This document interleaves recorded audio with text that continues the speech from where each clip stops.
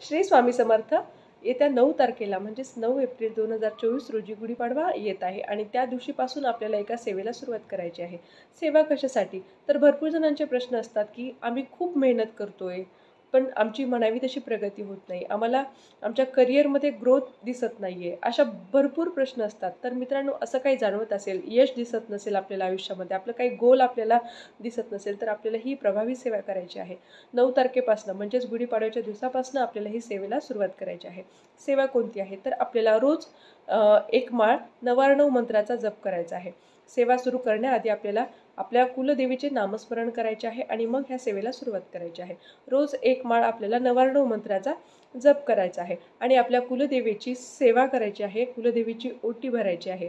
मित्रांनो, ही सेवा जर तुम्ही करत राहिलात तर तुमचे जे काही हे प्रश्न आहेत ते हळूहळू कमी झालेले तुम्हाला दिसतील.